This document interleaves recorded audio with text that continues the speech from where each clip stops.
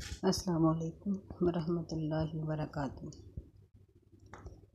آج ہم پڑھیں گے سورہ آل عمران کی آیت نمبر 37 سے لے کر 41 تک انشاءاللہ۔ اعوذ باللہ من الشیطان الرجیم، بسم اللہ الرحمن الرحیم۔ فتقبلها ربها بقبول حسن وأنبتها نباتا حسنا۔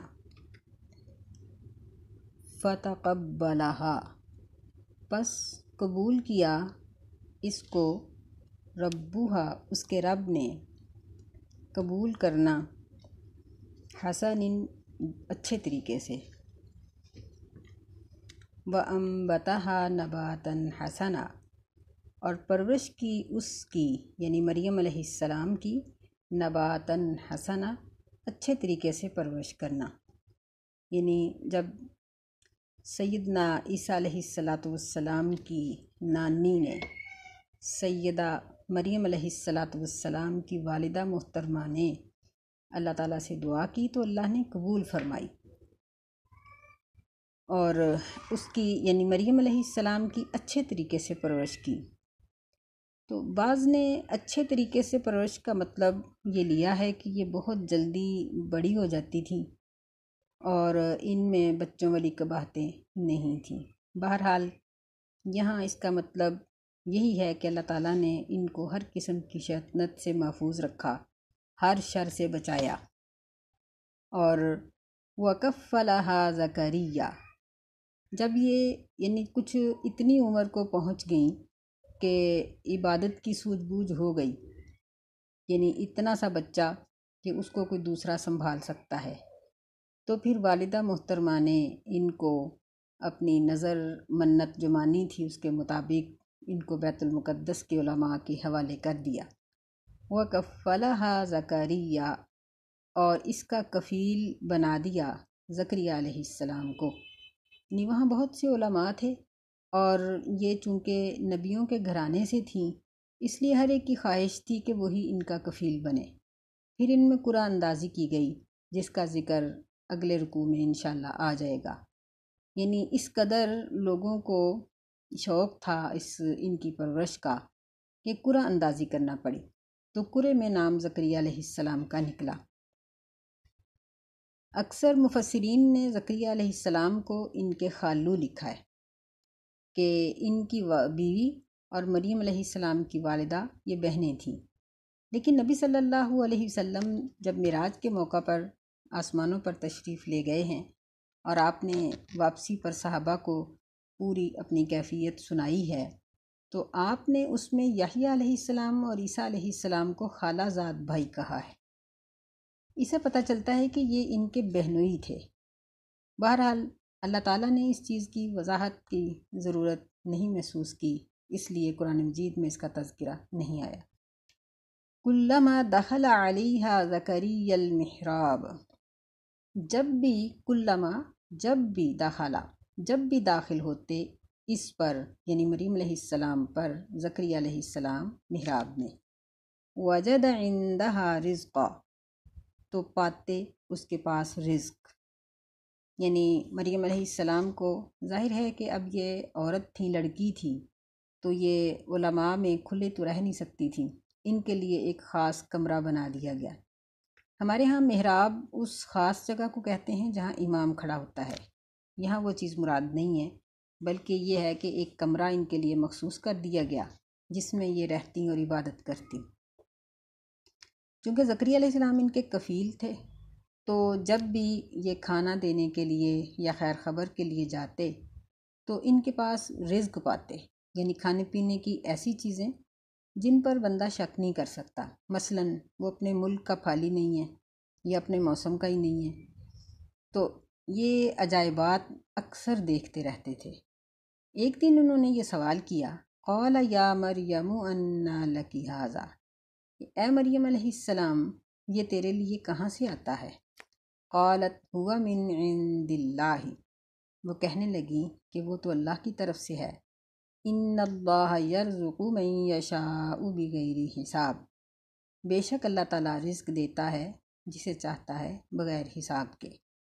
چونکہ وہ پھل بھی ایسا ہی تھا کہ موسم کا ہو تو شک ہوتا ہے کہ کون آیا، یا اپنے ملک کا ہو پھر بندہ سوچتا ہے، تو وہ عجیب و غریب چیزیں ہی ہوا کرتی تھیں جس کی وجہ سے شک کی گنجائش ہی نہیں تھی، چونکہ مریم علیہ السلام اکیلی رہتی تھی اور اللہ تعالیٰ ان کا محافظ تھا، اور غیر ملکی یا غیر موسمی چیزیں دیکھ کر ان پر کسی قسم کا شک نہیں ہوا، اور وہ بھی کہنے لگی کہ یہ تو اللہ کی طرف سے ہے، ان اللہ یرزق من یشاء بغیر حساب، بے شک اللہ تعالیٰ رزق دیتا ہے جسے چاہتا ہے بغیر حساب کے۔ تو رزق سے مراد صرف کھانا پینا ہی نہیں ہوتا، اس میں اولاد بھی آ جاتی ہے، صحت بھی ہوتی ہے، اس میں علم بھی آ جاتا ہے، اور بھی صلاحیتیں بھی آ جاتی ہیں، یعنی وہ تمام چیزیں، وہ نعمتیں جو اللہ کی طرف سے انسان کو ملتی ہیں وہ سب رزق کے اندر ہی شامل ہیں۔ تو اللہ رب العزت نے یہ بات کہی، یا سیدہ مریم علیہ السلام نے کہی، کہ اللہ جسے چاہتا ہے بغیر حساب کے دے دیتا ہے۔ زکریا علیہ السلام چونکہ بے اولاد تھے، عمر بھی تقریباً 100 کے اوپر تھی، تو ان کو یہ خیال آیا کہ اگر اللہ مریم علیہ السلام کو بے موسم پھل دے سکتا ہے تو مجھے بے موسم اولاد بھی مل سکتی ہے۔ تو یہ چیز سوچ کر انہوں نے اللہ تعالیٰ سے اسی جگہ پر دعا کی، ہنالک دعا زکریا ربہ، اسی جگہ زکریا علیہ السلام نے دعا کی اپنے رب سے۔ دعا کا معنی پکارنا بھی ہوتا ہے، دعا کرنا بھی، دونوں ایک ہی چیز ہے۔ انہوں نے اپنے رب کو پکارا، قال رب هب لی من لدنک ذریۃ طیبہ، انہوں نے کہا ربی، اے میرے رب، ہب لی، عطا کر مجھے، من لدنک، اپنے پاس سے، ذریۃ طیبہ، پاکیزہ اولاد، انک سمیع الدعاء، بے شک تو ہی دعا کو سننے والا ہے۔ یعنی اس آیت میں ایک تو یہ بات بیان کی گئی کہ زکریا علیہ السلام اس ماحول کو دیکھ کر جذباتی ہو گئے، اللہ تعالیٰ کے ساتھ ان کا گہرا تعلق ہو گیا فوراً، تو اسی وقت انہوں نے دعا کی۔ یعنی بعض اوقات انسان کے جذبات ابھرے ہوئے ہوتے ہیں، بعض اوقات انسان کی طبیعت ایسی ہوتی ہے کہ اس کی آنکھوں سے بلا ارادہ آنسو گر رہے ہوتے ہیں، یا اللہ تعالیٰ کی محبت اس کے دل میں آئی ہوتی ہے، یا اس کی ایسی کیفیت ہوتی ہے کہ وہ دنیا سے کٹ کر اللہ کی طرف متوجہ ہو چکا ہوتا ہے۔ تو ایسے وقت کو ہرگز ضائع نہیں کرنا چاہیے، ایسے وقت میں ضرور دعا کیجیے، اور کوشش کیجیے کہ دعا آخرت کے متعلق ہو، یا دنیا کی بھی دعا ہو تو وہ بھی آخرت کے متعلق ہی ہو۔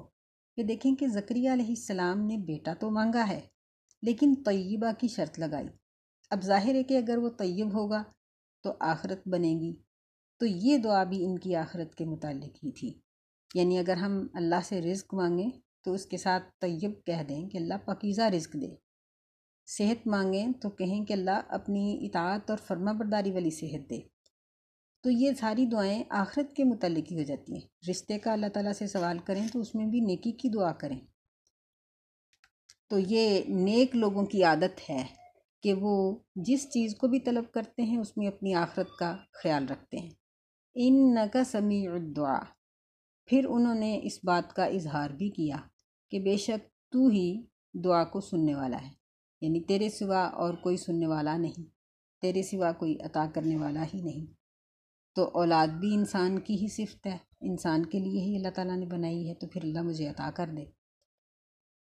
تو اللہ تعالیٰ نے فوراً زکریا علیہ السلام کو پیغام دیا، فنادته الملائکۃ وهو قائم یصلی فی المحراب، فا کا معنی ہوگا پس، نادت پکارا، بلایا، ہو کا معنی یہ زکریا علیہ السلام کی طرف اشارہ ہے، پس پکارا اس کو یا بلایا اس کو فرشتے نے، یعنی فرشتے نے فوراً مخاطب کیا، وَهُوَ قَائِمٌ يُصَلِّي، اور ابھی وہ کھڑے نماز پڑھ رہے تھے، فی المحراب، محراب میں، یعنی کمرے میں کھڑے نماز ہی پڑھ رہے تھے، نماز ہی کی حالت تھی، دعا ہی کی حالت تھی کہ فوراً بشارت آ گئی، ان اللہ یبشرک بیحییٰ، بے شک اللہ تعالیٰ آپ کو بشارت دیتا ہے یحییٰ علیہ السلام کی، مصدقا بکلمۃ من اللہ وسیدہ، مصدقاً تصدیق کرنے والے ہیں بکلمۃ من اللہ، اللہ کے کلمے کی، و سیدن اور سردار، و حسوراً اور بچائے گئے، و نبیًا اور نبی، من الصالحین صالحین میں سے۔ یعنی اللہ تعالیٰ نے فوراً آپ کی دعا قبول فرمائی اور آپ کو بشارت سنائی۔ کس چیز کی؟ بیٹے کی، جس کا نام بھی یحییٰ پہلی مرتبہ ہی رکھا گیا۔ ان کی ان کی صفات بھی ساتھ ہی بتا دیں کہ مصدقم بکلمۃ من اللہ، کہ ان کی پہلی صفت یہ ہوگی کہ وہ اللہ کے کلمہ کی تصدیق کرنے والے ہوں گے۔ اللہ کے کلمہ سے مراد اللہ تعالیٰ کے احکامات بھی ہیں، اور سیدنا عیسیٰ علیہ السلام بھی ہیں جنہیں اللہ تعالیٰ کا کلمہ کہا جاتا ہے، یعنی یہ اس کی تصدیق کریں گے، ان کو سچا سمجھیں گے، اللہ کی طرف سے جو کلمہ ہے۔ وہ سیدن، دوسری ان کی صفت یہ بیان کی گئی کہ وہ سردار ہوں گے، یعنی سرداروں جیسی صلاحیتیں اللہ تعالیٰ ان کو عطا کرے گا۔ وہ حسوراً، تیسری صفت بیان کی گئی کہ یعنی بچائے گئے، بچے ہوئے۔ یہاں اس کا مطلب یہ ہے کہ وہ نکاح نہیں کریں گے، نکاح کی عمر تک ہی نہیں پہنچیں گے، پہلے ہی ان کی زندگی کا اختتام ہو جائے گا۔ اور پھر اس کا یہ معنی بھی ہے کہ گناہوں سے بچے ہوئے، کہ اللہ تعالیٰ ان کو گناہوں سے محفوظ رکھے گا۔ چوتھی صفت ان کی یہ بیان کی گئی کہ وہ نبیًا، وہ نبی ہوں گے، اللہ تعالیٰ ان کو نبوت بھی عطا کرے گا۔ اور پانچویں صفت یہ بیان ہوئی کہ من الصالحین، وہ صالحین میں سے ہوں گے۔ یعنی اللہ تعالیٰ نے کتنے اچھے طریقے سے ان کی دعا کو قبول کیا کہ بیٹے کی بشارت، اور ان میں اتنی بڑی بڑی 5 صفات جو عام لوگوں میں نہیں پائی جاتی، تو یہ 5 صفات کا حامل بیٹا یہ ان کو ملے گا۔ یہ فرشتے نے اللہ کا پیغام دے دیا۔ یہاں ہمیں ایک بات یہ بھی معلوم ہو گئی کہ دعا اللہ تعالیٰ ضرور سنتا ہے، کیونکہ اللہ نے قرآن مجید میں کئی جگہوں پر یہ بات کہی ہے کہ اللہ سننے والا ہے، اور یہ بھی فرمایا کہ سمیع قریب، بہت قریب ہے، سننے والا ہے۔ زکریا علیہ السلام بھی یہی کہہ رہے ہیں کہ انک سمیع الدعاء، کس دعا کو تو ہی سن سکتا ہے۔ تو نبی صلی اللہ علیہ وسلم کی حدیث سے یہ بات واضح ہوتی ہے کہ بعض دعاؤں کی تاثیر فوری ظاہر ہو جاتی ہے، جیسا زکریا علیہ السلام دعا کر رہے ہیں تو بشارت آ گئی۔ بعض اوقات یوں بھی ہوتا ہے کہ دعا کی ہے لیکن زندگی بھر کرتے رہے تو پھر کہیں جا کر اس کی قبولیت سامنے آئی، جس طرح ابراہیم علیہ السلام کو اللہ نے بڑھاپے میں بیٹا دیا، یہ خود زکریا علیہ السلام کو بڑھاپے میں دیا۔ تو اس کی ایک یہ بھی صورت ہوتی ہے کہ دنیا میں وہ چیز اس مانگنے والے کے لیے اچھی نہیں تھی، اللہ تعالیٰ نے نہیں دی، لیکن آخرت میں اس کی دعا ذخیرہ ہو گئی۔ نبی علیہ السلام نے فرمایا کہ جب ایسے لوگوں کو قیامت کے دن ان کی دعاؤں کا صلہ ملے گا پہاڑوں کی طرح، تو وہ پوچھیں گے کہ اللہ یہ کیا ہے؟ اللہ تعالیٰ فرمائیں گے کہ یہ وہ دعائیں ہیں جن کے اثرات دنیا میں ظاہر نہیں ہوئے تھے۔ تو لوگ خواہش کریں گے کہ کاش دنیا میں کوئی بھی قبول نہ ہوتی تو آخرت میں سارا مل جاتا۔ بہرحال انسان بڑا مجبور بھی ہے اور بڑا کمزور بھی ہے، اللہ تعالیٰ سے پناہ ہی مانگنی چاہیے، یہ نہیں کہنا چاہیے کہ اللہ میری ساری دعائیں آخرت کے لیے رکھ لے، کیونکہ ہم صبر نہیں کر سکتے۔ اللہ تعالیٰ سے اچھی دعا ہی کرنی چاہیے۔ جو چیز ہمارے لیے اچھی ہوتی ہے اللہ تعالیٰ ہمیں دے دیتا ہے، جو چیز ہمارے لیے لیٹ ملنے میں اچھائی ہوتی ہے وہ لیٹ مل جاتی ہے، جو نہ ملے یا لیٹ ملے وہاں صبر کر لینا چاہیے، جزا فضا نہیں کرنی چاہیے۔ قال رب انا یکون لی غلام، اب زکریا علیہ السلام تعجب میں پڑ گئے۔ قال، کہنے لگے کہ اے میرے رب، انا یکون لی غلام، میرے لیے بیٹا کیسے ہوگا؟ وقد بلغنی الکبر، اور تحقیق مجھے پہنچا ہے بڑھاپا، وامرأتی عاقر، اور میری بیوی بھی بانجھ ہے، یعنی بڑھاپا بھی ہے، میں بھی بوڑھا ہو گیا ہوں، بیوی بھی ساری زندگی بے اولاد رہی، تو اب کیسے؟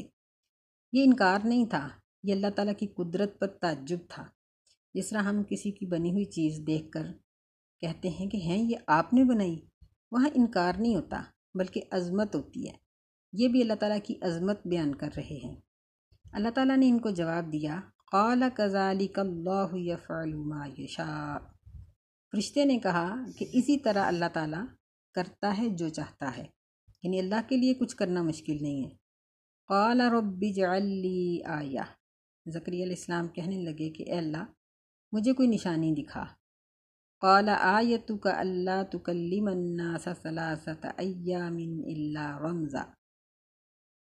فرشتے نے کہا کہ آپ کی نشانی یہ ہے اللہ تکلم الناس، کہ تم لوگوں سے کلام نہیں کر سکو گے 3 دن تک، ثلاثۃ ایام 3 دن تک، یہ یومن کی جمع ہے، الا رمزا مگر اشارے سے، وَاذْكُرْ رَبَّكَ کثیرا، اور اپنے رب کا ذکر کرو بہت زیادہ، وَسَبِّحْ بِالْعَشِيِّ وَالْإِبْكَارِ، اور شام اور صبح اللہ کی تسبیح بیان کرو۔ یعنی ان کو نشانی یہ دی گئی کہ 3 دن تک ان کی زبان عام گفتگو سے رک گئی، لیکن اللہ تعالیٰ نے ذکر سے نہیں روکی۔ یعنی اللہ کا ذکر اس قدر ضروری ہے کہ ایسی نشانی میں بھی ذکر سے زبان کو نہیں روکا گیا، بلکہ صرف عام گفتگو سے روکا گیا۔ تو اس آیت سے ہمیں یہ معلوم ہوا کہ اللہ تعالیٰ کی کسی قدرت پر تعجب کرنا یا اللہ تعالیٰ سے کسی ایسی چیز کا مطالبہ کرنا کہ اللہ مجھے دکھا دے، تو یہ کوئی کفریہ بات نہیں ہے۔ یہ بعض اوقات انسان کے ایمان اور یقین کی علامت بن جاتی ہے، جس طرح ابراہیم علیہ السلام نے بھی کہا تھا کہ رب ارینی کیف تحیی الموتیٰ، اللہ مجھے دکھا کہ تو مردوں کو کیسے زندہ کرے گا۔ تو جب دل سے انکار نہ ہو تو پھر اس بات کا کوئی ڈر اور خوف نہیں۔ دوسرا، اس آیت میں ہمیں یہ معلوم ہوا کہ سارے دن کے ذکر کی نسبت صبح اور شام ذکر کے لیے، اللہ کی عبادت کے لیے خاص ٹائم نکالنا چاہیے۔ یعنی فجر کی اور عشاء کی نماز، ان نمازوں کو لمبا کیا جائے، ان کے ساتھ ذکر و اذکار کیے جائیں، اور خاص طور پہ عشاء کے وقت میں تو سورہ سجدہ اور ملک پڑھنی چاہیے، چند اور آیات کا ذکر بھی آتا ہے۔ تو ان اوقات میں اللہ کا ذکر کثرت سے کرنا یہ انبیاء کی سنت ہے اور اللہ تعالیٰ کے نیک بندوں کی عادت ہے۔ اللہ ہمیں ان مسائل کو سمجھنے کی توفیق عطا فرمائے، آمین۔ السلام علیکم ورحمۃ اللہ وبرکاتہ۔